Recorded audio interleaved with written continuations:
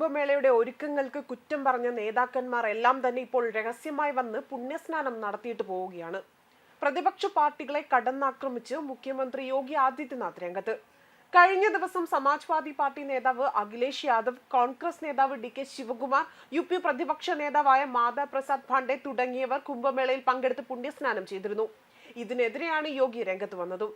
കുംഭമേളയിലെ ഒരുക്കങ്ങൾ മുതിർന്നവരായ ഭക്തർ പര്യാപ്തമല്ലെന്നും സുരക്ഷാ ക്രമീകരണങ്ങളിൽ വീഴ്ച സംഭവിച്ചുവെന്നതായിരുന്നു അഖിലേഷ് യാദവിന്റെ ആരോപണം. ഇതിനെതിരെ യോഗിയുടെ വിമർശനം ഇങ്ങനെയായിരുന്നു: ചിലർക്ക് കുംഭമേളയുടെ സംഘടനാ രീതി ഇഷ്ടപ്പെട്ടിട്ടില്ല. നിശബ്ദമായിരുന്നു മറ്റുള്ളവരെ കോവിഡ് വാക്സിൻ എടുക്കാൻ നിരുത്സാഹപ്പെടുത്തിയ അതേ ആളുകൾ തന്നെയാണ് ഇവർ. ഇപ്പോൾ അവർ രഹസ്യമായി ഘട്ടിൽ മുങ്ങിക്കുളിക്കുകയാണ്. എന്നാൽ പൊതുജനങ്ങളെ അവിടെ പോകരുത്, അത് തടയാൻ ശ്രമിക്കൂ എന്ന് മുഖ്യമന്ത്രി പറഞ്ഞു.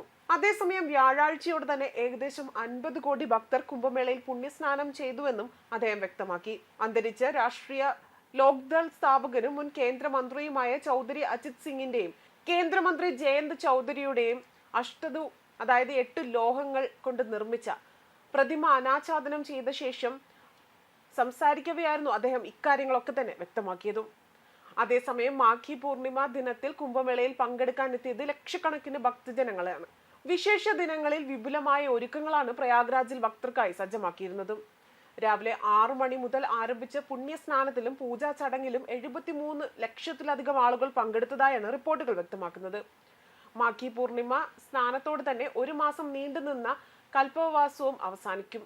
ഇതോടെ തന്നെ ഏകദേശം 10 ലക്ഷം കൽപ്പവാസികൾ മഹാകുംഭമേളയിൽ പങ്കെടുത്തു മടങ്ങും. രാവിലെ 6 മണിയോടെ തന്നെ 10 ലക്ഷം കൽപ്പവാസികൾ ഉൾപ്പെടെ 73.60 ലക്ഷം ആളുകൾ ത്രിവേണി സംഗമത്തിലും മറ്റ് ഘട്ടുകളിലും ആചാര സ്നാനം ചെയ്തതായി ഉത്തർപ്രദേശ് സർക്കാരിന്റെ പ്രസ്താവനയിൽ വ്യക്തമാക്കുന്നു.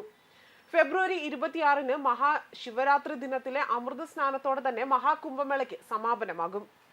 ഗതാഗത നിയമങ്ങൾ പാലിക്കുവാനും അംഗീകൃത പാർക്കിംഗ് സ്ഥലങ്ങൾ മാത്രം ഉപയോഗിക്കുവാനും ഭരണകൂടം അവരോട് അഭ്യർത്ഥിച്ചു. മുഖ്യമന്ത്രി യോഗി ആദിത്യനാഥ് ലക്നൌവിലെ ഔദ്യോഗിക വസതിയിലെ വാർ റൂമിൽ പുലർച്ചെ 4 മണി മുതൽ മാഘി പൂർണിമ സ്നാന ചടങ്ങുകൾ നിരീക്ഷിക്കുകയായിരുന്നു.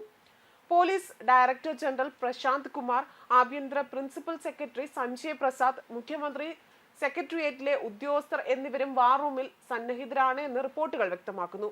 ഭക്തർ യാതൊരു ബുദ്ധിമുട്ടും കൂടാതെ തന്നെ പുണ്യസ്നാനം നടത്താൻ വിപുലമായ ക്രമീകരണങ്ങൾ ഏർപ്പെടുത്തിയിട്ടുണ്ടെന്നായിരുന്നു ഉദ്യോഗസ്ഥർ വ്യക്തമാക്കിയിരുന്നതും. കഴിഞ്ഞ ദിവസം പുലർച്ചെ 4 മണി മുതൽ കുംഭമേള പ്രദേശം വാഹന നിരോധന മേഖലയായി പ്രഖ്യാപിച്ചിരുന്നു. ഗതാഗത കുരുക്ക് ഒഴിവാക്കാൻ വേണ്ടി പൊതു സ്വകാര്യ വാഹനങ്ങൾക്കായി പ്രത്യേക പാർക്കിംഗ് സ്ഥലങ്ങൾ നിശ്ചയിച്ചിട്ടുണ്ട് എന്നും ജനക്കൂട്ടത്തെ നിയന്ത്രിക്കുന്നത് വെല്ലുവിളിയാകുന്ന സ്ഥലങ്ങളെല്ലാം തന്നെ പ്രത്യേക പോലീസ് സേനയെ വിന്യസിപ്പിച്ചിട്ടുണ്ട് എന്നും പ്രയാഗ്രാജിലെ DGP വ്യക്തമാക്കിയിരുന്നു.